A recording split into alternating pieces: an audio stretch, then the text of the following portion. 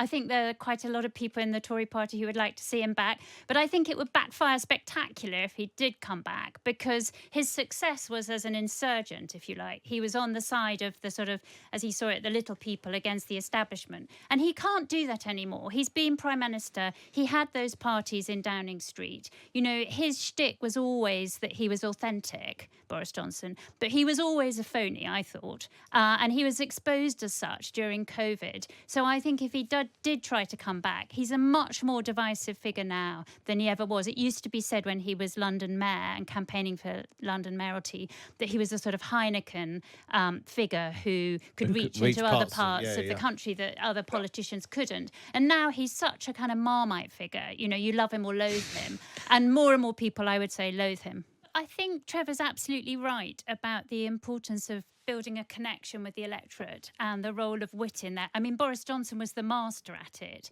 But the issue with the populists is that when they get to power, often that evaporates. So Boris Johnson, as soon as he was in office in Downing Street and having those parties, instead of being the joke being with people, it was sort of people felt the joke was on them. And so it started to backfire. And actually, Maloney in office has moderated her language and has become more, not centrist exactly, but she's definitely not seen as so much on the extreme of politics. But actually, I mean, there is all this talk about the rise of populism around Europe, but we are potentially, if the polls are to be believed, about to have a massive landslide in this country for a moderate, for the biggest centrist dads you could find. Centrist dad. Yeah. And so actually, I'm not sure. I think it's more about people turning their backs on incumbents, people sort of disillusionment with those who are in charge. And I think rather than aping or mimicking the populists, which is what the Tories have been trying to do this campaign,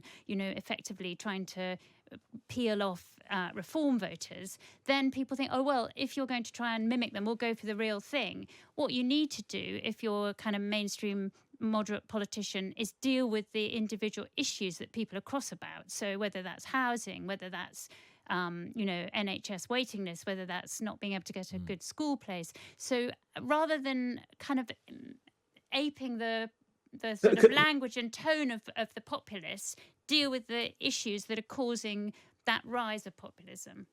Can I say a couple of things about that? First of all, Rachel, you're right about Maloney, but I think the problem here is twofold. First of all, Maloney was never what she was painted to be. I mean, people picked up some things that she said 10 or 12 years ago and translated them into something now. But she was never actually that person.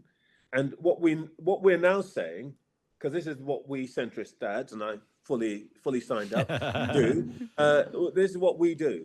We say the people who aren't like us are really demons in disguise, and we paint them in a particular way, we disparage them in a particular way, and then when the population who are hearing something different from what we're telling them say, yeah, right, we hear what you're saying, but actually we don't believe that about these people, so we're voting for them.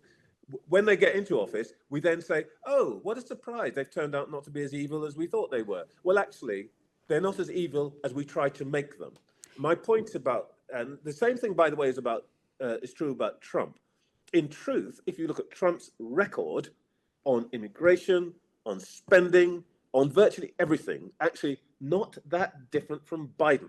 So the story that we're trying to tell about these people, I think, tends to come back and bite us, because we're not telling the truth about them, because we don't want to listen to some of the other things that they're saying. For example, about having to confront, let's say, migration.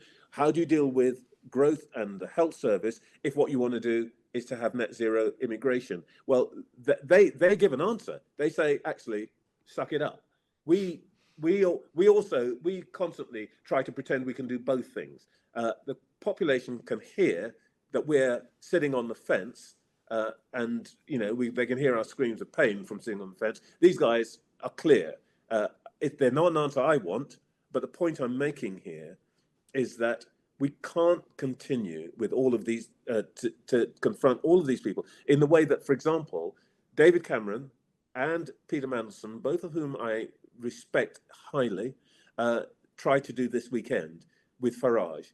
Oh, Farage, inflammatory. Oh, Farage, dangerous. Peter used the word terrorist, not in a real way, but that's a point. He was trying to make a point.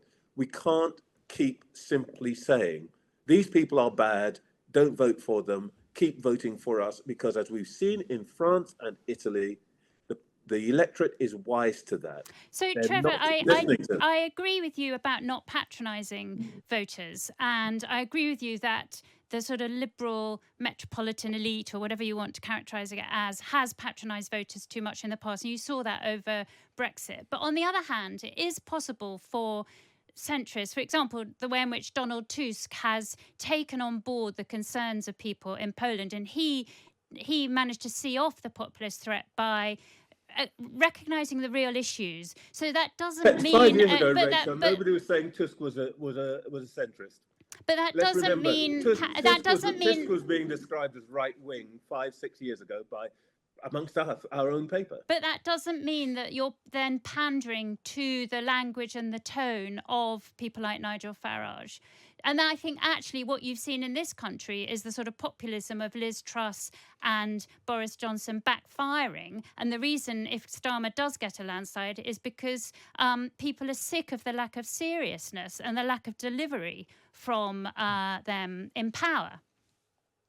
Well, look, I think that, the problem with that having 1,100 words is that there are things that you can't say. Some of us only have 550 for their columns, Trevor. Yeah, but you're just such a better writer than me. Well, tell you what, Trevor, unfortunately, we're going to have to cut you off again because we need to move on. In a moment, we're going to talk about the prospect of a Boris Johnson comeback. His biographer thinks is on the cards. We'll do that next on Times Radio. Right, we've talked about populists. Is Boris Johnson a populist? Is Boris Johnson about to stage a comeback? Well, his biographer, Andrew Jimson, thinks he might be. Morning, Andrew. Good morning. So what are you hearing from people close to Boris Johnson? He's been a busy boy. We won't name them because we'll get into trouble and have to name all the candidates, but he's been out filming videos for certain candidates. He's been writing in the papers, telling people the risks of a Labour government. Is a Boris Johnson comeback really on the cards? It certainly is, because in 2019 he saved the Conservative Party from Nigel Farage, and that is what it looks like it will need saving from again. A populist beat by a superior populist. I went to Hartlepool at the beginning of this election, and there they still say that if Boris was leader, they would be much more inclined to vote Conservative. He still has that reach with people who Starmer and Sunak can't reach, because as Trevor said in his brilliant column this morning, they're the straight-laced head prefects of politics. And the problem with head prefects, of course, is that they're not actually honest about things like pensions. Our pension system is completely unaffordable. I'm a beneficiary of it, being extremely old. But no one dares to say that. So, in fact, it's perfectly true. People will generally recognise that Boris, if you want to use vulgar language, is a liar, but they think the head prefects are liars too. They're not telling it to us straight. What do you think of this prospect, Trevor? Oh, Trevor's not there. What about you, Rachel? He's been stunned into silence. That's the very idea. Well, I'm sure Andrew's absolutely right that Boris Johnson does want to come back. I think there are quite a lot of people in the Tory party who would like to see him back. But I think it would backfire spectacular if he did come back, because his success was as an insurgent, if you like. He was on the side of the sort of, as he saw it, the little people against the establishment. And he can't do that anymore. He's been Prime Minister. He had those parties in Downing Street. His shtick was always that he was authentic, Boris Johnson, but he was always a phony, I thought. And he was exposed as such during COVID. So I think if he did try to come back, he's a much more divisive figure now than he ever was. It used to be said when he was London mayor and campaigning for London mayoralty that he was a sort of Heineken figure who could reach into other parts of the country that other politicians couldn't. And now he's such a kind of Marmite figure. You love him or loathe him. And more people, I would say, loathe him. What do you think, Charlie? We have now got Trevor back. Trevor, Marmite or Heineken? Oh, neither. I mean, just kind of general. And let's cabbage, frankly. But anyway, look, I agree with the last thing, what I heard Rachel say, that the basic problem for the Conservative Party right now is actually the thing that they're really fighting is not the Labour Party. The thing that they are really fighting is Liz Truss and Boris Johnson and their legacy. And the reason that they cannot get out from under is that Rishi Sunak cannot get out from under the shadow of those two prime ministers without actually actively and decisively repudiating them, which for some bizarre reason, I don't understand it myself, he will not do. The point is that bringing back Boris Johnson isn't going to help him at all. In fact, it would be the worst thing he could possibly do, because it will just remind people that's why they don't like Tories anymore. The point about that we discovered about Boris Johnson, we like Boris Johnson, or people like Boris Johnson, because voters like characters they can recognise.